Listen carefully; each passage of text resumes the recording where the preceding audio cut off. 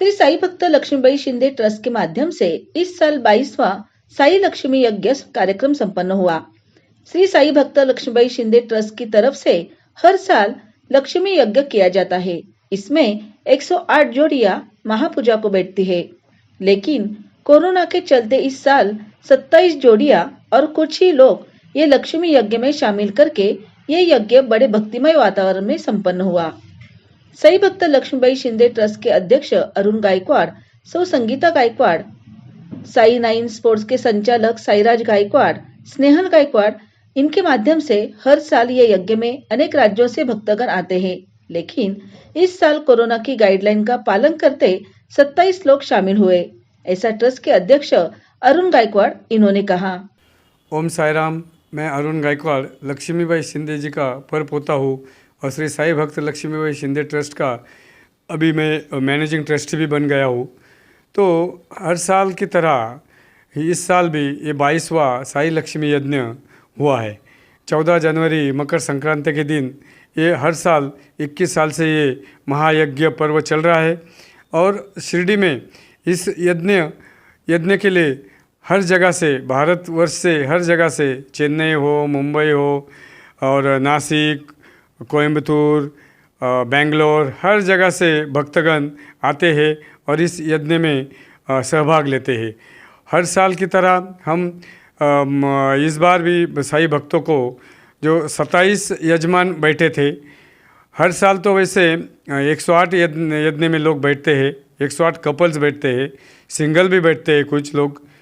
तो इस साल भी हम सबको लेकर साईं बाबा के समाधि मंदिर में साईं बाबा को दर्शन को लेके जाते हैं और बाबा को ये यज्ञ में आने के लिए निमंत्रित करते हैं।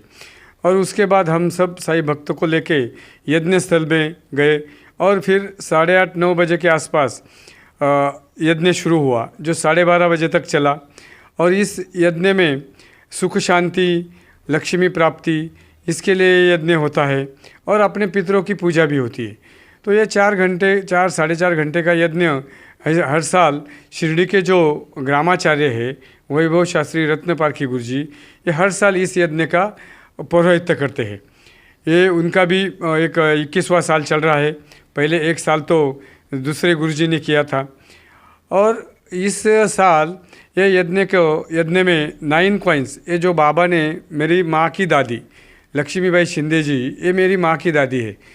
मैं गायकवाड़ हूँ क्योंकि मेरी माँ का शादी होने के बाद शिंदे से गायकवाड़ सरनेम हो गया, इसलिए लोग ज़रा दुविधा में पड़ते हैं कि भाई शिंदे फैमिली को ये कॉइन्स दिए थे और अभी गायकवाड़ फैमिली में कैसे। तो लक्ष्मीबाई जी ने ये कॉइन्स अपनी बहू सोनूबाई नाना पाटिल शिंदे और फिर सोनूबाई ने अपने बहू के पास न देते हुए अपने बेटी को दिया, क्योंकि बेटी ने उनका सेवा किया। तो ये 9 कॉइन्स सेवा का प्रतीक है। तो ये 9 कॉइन्स भी हर साल वो यज्ञ में सभी भक्तों के दर्शन के लिए रखते हैं और भक्तगण भी ये यज्ञ में आके इस 9 सिक्कों का, बाबा के जो असली आखिरी निशानी है, ये इसका नवविधा भक्ति के 9 रूप, नव अंबिका पूजन, नवग्रह, इस रूप में जो 9 कॉइन्स को जाना जाता है, पहचाना जाता है। तो इसका दर्शन करने के लिए भारतवर्ष से भक्तगण आते रहते। इस साल भी बहुत सारे भक्तगणों ने दर्शन लिया और हमारे शिरडी साईं बाबा संस्थान के जो नवनिर्वाचित अध्यक्ष है, जो आशुतोष जी काले पाटिल, और उनके साथ यहाँ के जो हमारे ट्रस्टी है डॉक्टर एकनाथराव गोनकर, श्री महेंद्र पाटिल शेळके और सुहासराव आहेर पाटिल और बाबा साहेब कोते पाटिल और बाकी जो भी नीलेश कोते पाटिल जो बाईजा माँ के वंशज है, वो सब लोग इस साल दर्शन के लिए हर साल आते हैं। इस साल हमारे साईं बाबा संस्थान के अध्यक्ष भी 9 कॉइन्स के दर्शन के लिए और यज्ञ में आहुति देने के लिए, पूर्णाहुति देने के लिए हमने उनको आमंत्रित किया था, वो भी आए। उनका भी हम बहुत दिल से शुक्रगुजार करते हैं। तो ये यज्ञ महत्वपूर्ण होते जा रहा है। हम सभी साई भक्तों से अभी इसी OS न्यूज़ के जरिए अपील करते हैं कि अगले साल भी ज़्यादा से ज़्यादा संख्या में आके ये यज्ञ में शरीक होइए और बाबा का 9 सिक्कों का आशीर्वाद पाइए। ओम साई राम, ओम साई राम।